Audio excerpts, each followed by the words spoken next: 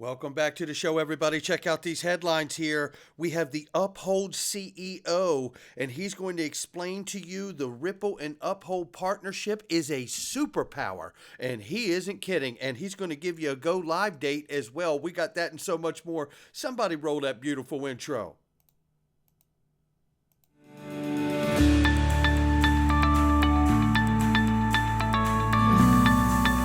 Digital Perspectives with Brad Kimes. Come on in.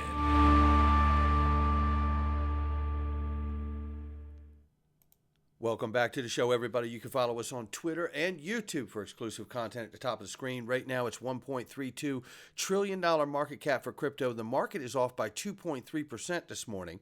Bitcoin, 34,700. Ethereum, 1,800 and change. We see Tether now at 85.2 billion plus in market cap. And XRP is 61 cents right now. We're up 1.1 in the 24-hour, but we're up 12.7 on the 7-day. Yeah, strong like bull. Yeah, we love this, right? And look, I know we've been a long time watching this price not really move, and we see that we've gotten up above a crucial price point that the technical analysts have told us to watch out for. So we want to keep watching that. So let's look at the range of price really quickly.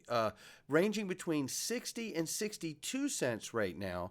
This is above that 55, 58 cents that the technical analysts told us about. So we should be in like a bullish window. Now, it doesn't guarantee that the price is going to continue to go up, but it does guarantee that I'll be watching what's going on. And I'm going to be watching this, and you should too. It's linked to the private equity of a lifetime. You're not going to find private equity like this anywhere else in the world, ladies and gentlemen. Over 400,000 users, over 300 million total investments, 48 incredible companies, including the likes of Link to themselves, Uphold, Ripple, you name it, it's on here. You name it, it is on here. Glint is on here. But you got to act fast. You got to click the link, and all you have to do is sign up and register to get started. It is absolutely simple to do. Make sure you click the link below and check out our sponsor here. Look at this number here. And I'm going to move quickly through this because we have to see this video with the CEO, Simon McLaughlin from Uphold. It is very powerful. You're going to love every bit of it. But look at this right here, what's happening in the regular banking world, the traditional banking world here. Hundreds, thousands, million, billion, 40 billion in unrealized losses hits JP Morgan Chase as Bank of America, Wells Fargo, and Citigroup face exposure to U.S. Treasuries.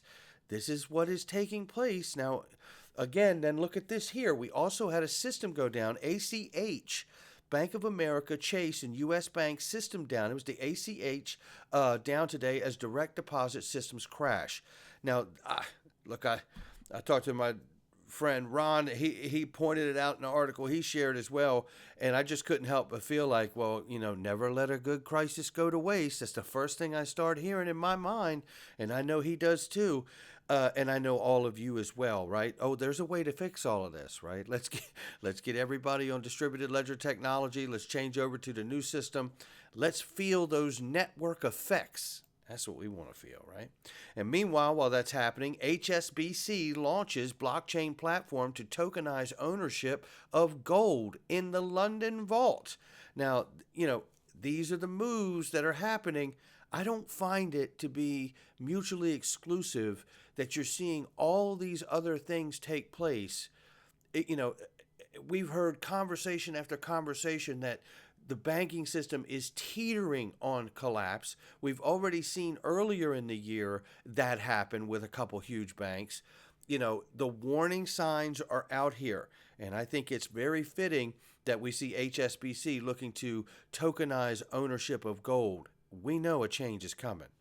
And speaking of a change is coming, we know that we got a settlement talks that are in the what do they call it?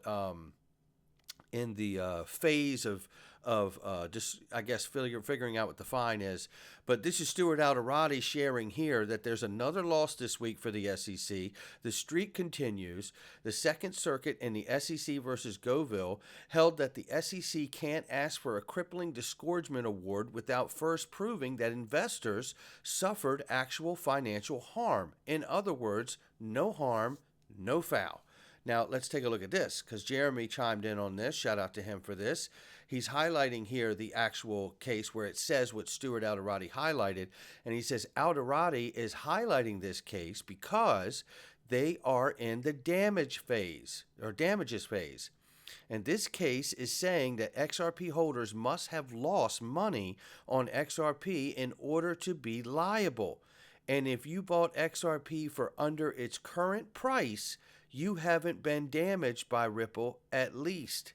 And that is a massive point to make, because we know that there is a very important date coming up that could, it doesn't mean it has to. They could kick the can down the road, and we've certainly seen that happen, but we'll talk about that in a second.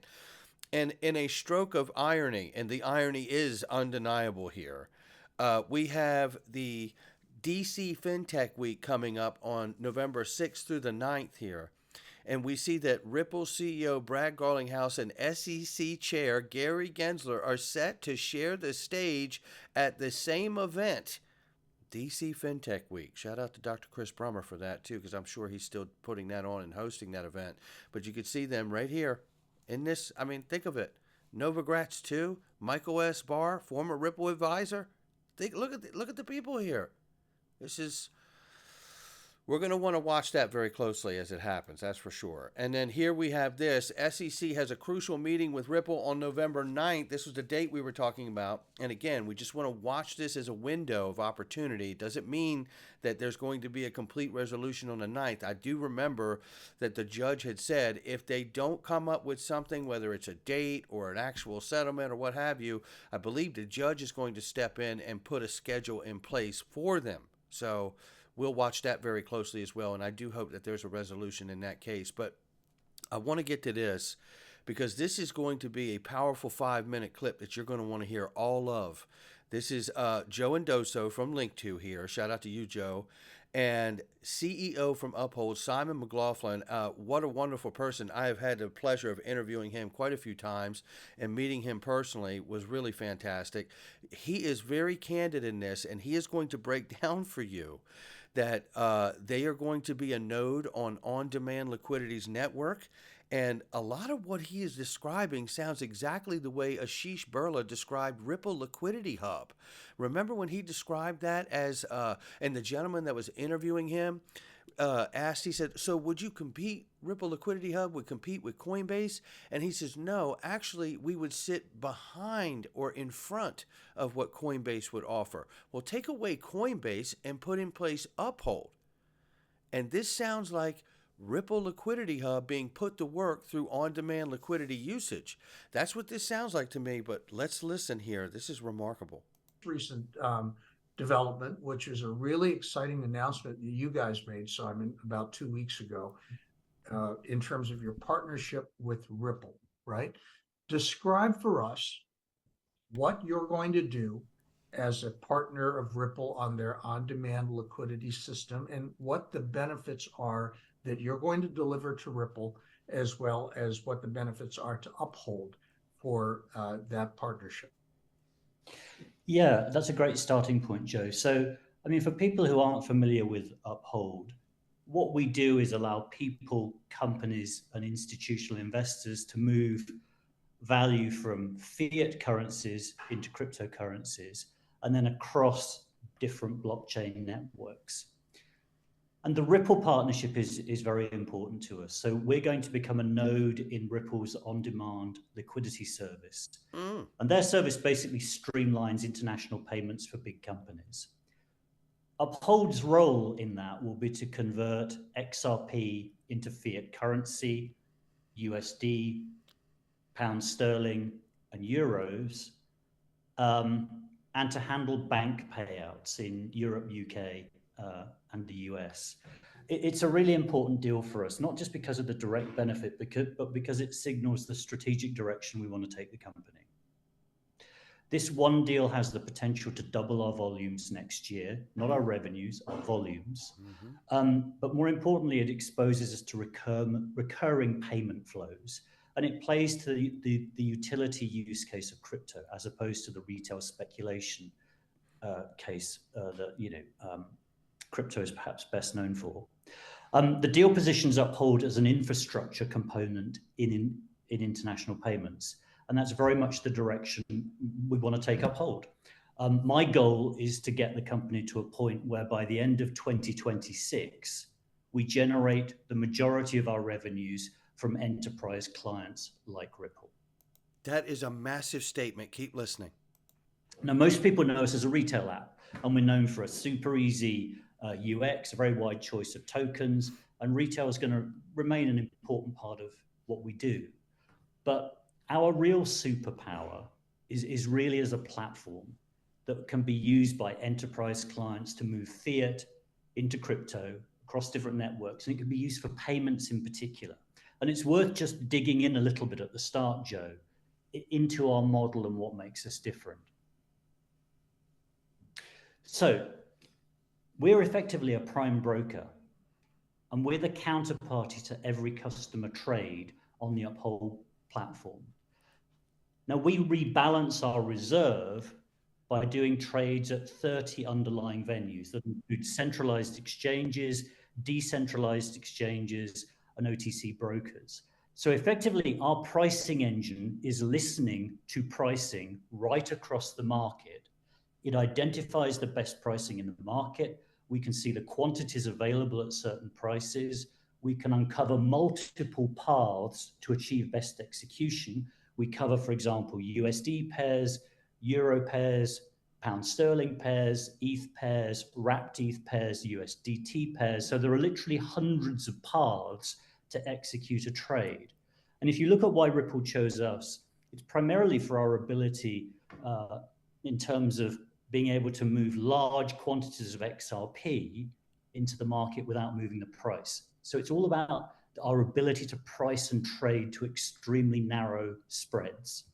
And the reason we're excited about this is it's payments. So it's recurring income, it's recurring flows, which is a much nicer business than the sort of very feast or famine nature of retail. And this is a poster child for the kind of deal that we want to do and how we want the platform to be used, because it generates potentially higher quality revenues. And we've got other similar deals in the platform. And the other thing that's significant from my point of view is it's an example of how we're plugging Uphold as a platform into a large installed user base. So the Uphold ODL platform already handles hundreds of millions of dollars of flow a year. So it's not like you're plugging into a startup and you're inheriting execution risk. So for us, it's a very exciting project. It goes live on a very tight time frame. Actually, we've got the first live trades due in December. So at that point, I'll pause, Joe, because yeah, thank you, because that's a lot to digest. It's not like you're inheriting startup execution risk. They're already doing hundreds of millions of dollars in payments already. They're plugging into it. And they're going live December of this year. So how much of that hundreds of millions of dollars that they're already doing are about to flow through the node of Uphold and on-demand liquidity? Come on in. Now, take a look at this. The train has already left the station here. Shout out to Eggrad Crypto. Said, take a look at this monthly time frame. XRP is on a strong upward trend and comfortably trading above the 21 EMA, indicating robust bullish momentum. We love hearing that. We're setting our sights on some exciting milestone of 80 cents and $1.30 are just around the corner, but that's just the tip of the iceberg. The next moonshot targets of $2.80 and $5.50 for XRP are merely the start of something big.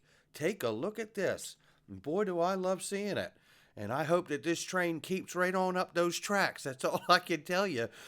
We don't know what it'll do. Eggrad Crypto doesn't either. He's giving you the leading indicators. This is not financial advice. Just showing everybody these windows of opportunity to pay attention to.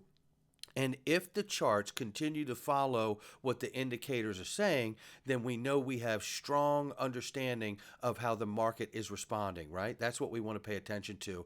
And you're going to want to pay attention to this. Ladies and gentlemen, this is the Freedom Zone, and I want you to join the hundreds and hundreds of others so we can stay in touch, because censorship is a very, very real thing. And I've been victim to it. We know the largest XRP YouTuber in this space has been victim on X, DAI, hashtag free DAI. We can't forget about it. We need him back. But we also need to understand just how fragile it is out here in social media, that you can be silenced after building over 300,000 people in your community and wiped out with just a flip of a button, and you're gone. And you have no control over it, no rhyme, no reason, nothing, a warning, no reason for why it's happened. This is why it's so important that we stay in touch, and I'm asking you to join the hundreds and hundreds of others. And by the way, we're having conversations in here that we could never have outside of this platform. So join us in the Freedom Zone. Click the link. And by the way, if you do click the link, you're going to get yourself a discount to XRP Las Vegas 2024. I can tell you that. All you have to do is click the link underneath the video to join the Freedom Zone, or go to digperspectives.com and click the Freedom Zone and join us inside. We'll see you there. Today, we're going to be talking about they knew it and they did it anyway. The evidence is shown to you. There is no speculation. Robert F. Kennedy Jr. is going to give it to you. We'll see you in the Freedom Zone. I'll catch all of you on the next one.